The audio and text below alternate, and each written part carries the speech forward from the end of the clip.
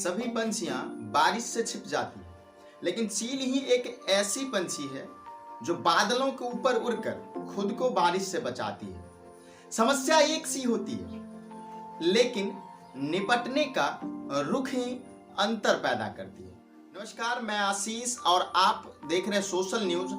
आज हम social news के माध्यम से आप लोगों के बीच एक ऐसे महान सक्सेस के बारे में बातें करने जा रहा हूं जो एक साधारण से परिवार में जन्म लेने के बाद एक मिसाइल मैन के साथ एक महान राष्ट्रपति से लेकर भारत रत्न तक का सफर तय किया। 15 अक्टूबर 1931 को तमिलनाडु रामेश्वरम के एक छोटे से साधारण से मछुआरे परिवार में जन्मे एपीजे अब्दुल कलाम एक तमिल मुसलमान थे। एपीजे अब्दुल कलाम का पूरा नाम अबुल पकीर जैनुलाब्दीन अब्दुल कलाम था। इनके पिता जैनुलाब्दीन थे। एक मध्यम वर्गीय परिवार से आते थे। इनके पिता अपनी नाव मछुआरे को देकर अपने परिवार का भरण पोषण किया करते। बाल्य अवस्था में कलाम को अपनी शिक्षा के लिए बहुत ही संघर्ष करना पड़ा था। ये अपनी शिक्षा पाने के लिए घर घर जाकर अखबार बेचा करते थे और उन्हीं पैसों से वो अपने स्कूल का फी भरा करते थे। अब्दुल कलाम जी ने अपने पिता से अनुशासन, ईमानदारी एवं उदार स्वभाव में रहना सीखा था।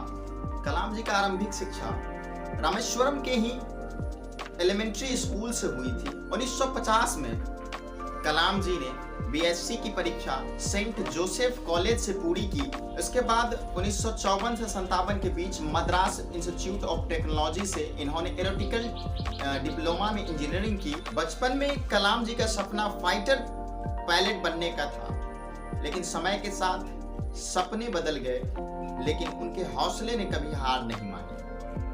1958 में डीटीडी एवं पी में इन्होंने तकनीकी केंद्र में वरिष्ठ वैज्ञानिक के रूप में काम करना आरंभ किया। यहाँ रहते हुए ही इन्होंने प्रोटोटाइप होवरक्राफ्ट के लिए तैयार वैज्ञानिक टीम का भी नेतृत्व किया। करियर के शुरुआत से ही कलाम जी रक्षा अनुसंधान को छोड़ अंतरिक्ष अनुसंधान से जुड़े कई पदों पर कार्यरत रहे। 1969 में कलाम जी इसरो में भारत के पहले SLV-3 प्रोजेक्ट के हेड बने थे। अब्दुल कलाम जी के नेतृत्व में 1980 में रोहिणी को सफलतापूर्वक पृथ्वी के निकट स्थापित किया गया था। इसी महत्वपूर्ण योगदान के लिए भारत सरकार ने अपने राष्ट्रीय पुरस्कारों में से एक पद्म भूषण से सम्मानित किया था। कलाम जी हमेशा अपनी सफलता का श्रेय अपने माता जी को देते थे। वे अच्छे बुरे की समझ अपने माता जी से ही सीखी थी। वे कहते थे कि पढ़ाई के प्रति मेरा रुझान देखकर मेरी माता जी ने मुझे एक छोटा सा लैंप खरीद कर दिया, जिस लैंप के माध्यम से मैं रात को 11 बजे तक पढ़ा करता था। अगर मेरी माता जी न होती तो शायद मैं आज इस मुकाम तक न पहुंचता। सन 1982 में वो एक बार फिर से रक्षा अनुसंधान एवं विकास संगठन के डायरेक्टर बन गए। नेतृत्व में इंटीग्रेटेड गाइड मिसाइल प्रोग्राम को सफलतापूर्वक शुरू किया गया। अग्नि, पृथ्वी व आकाश जैसे मिसाइलों के प्रक्षेपण में अब्दुल कलाम जी ने सबसे महत्वपूर्ण भूमिका निभाई थी। सन 1992 में कलाम जी रक्षा मंत्री के विज्ञान सलाहकार तथा सुरक्षा शोध और विकास विभाग के सचिव बन गए और वे इस पद पर 1999 तक कार्यरत रहे। कलाम जी भारत सरकार के प्रमुख वैज्ञानिकों के लिस्ट में भी शामिल थे। सन 1997 में एपीजे को विज्ञान एवं रक्षा के क्षेत्र में महत्वपूर्ण योगदान के लिए भारत के सर्वोच्च सम्मान भारत रत्न से सम्मानित किया गया। 2002 ईस्वी में कलाम जी को एनडीए के समर्थित घटक दलों ने चुनाव के समय इन्हें अपना राष्ट्रपति उम्मीदवार घोषित किया था। 18 जुलाई 2002 को कलाम जी ने राष्ट्रपति पद की शपथ ली।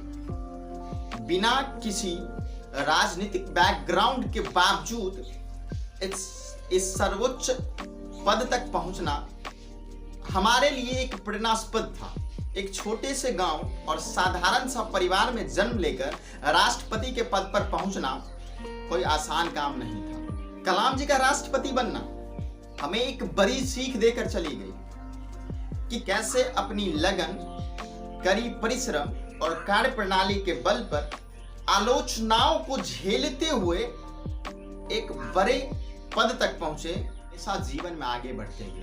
और आज के इस युग के लिए हमारे लिए एक चीज छोड़ गए कि हमें कभी भी असफलताओं से हार नहीं माननी चाहिए, बल्कि उस असफलताओं को झेलते हुए हमेशा जीवन में आगे बढ़ना है।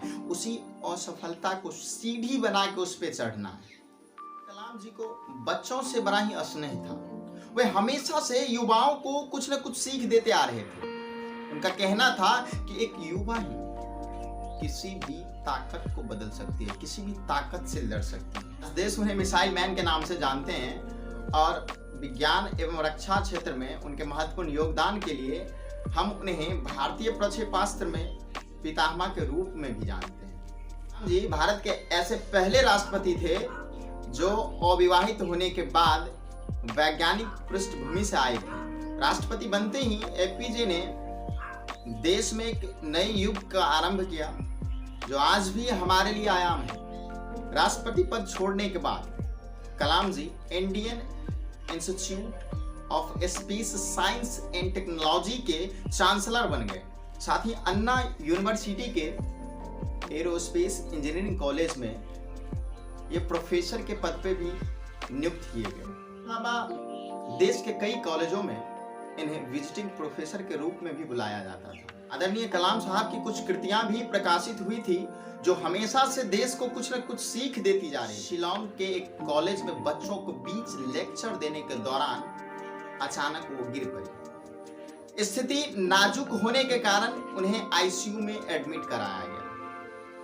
लेकिन अफसोस कि हमने उस दिन भारत का एक अनमोल रत्न को खो दिया।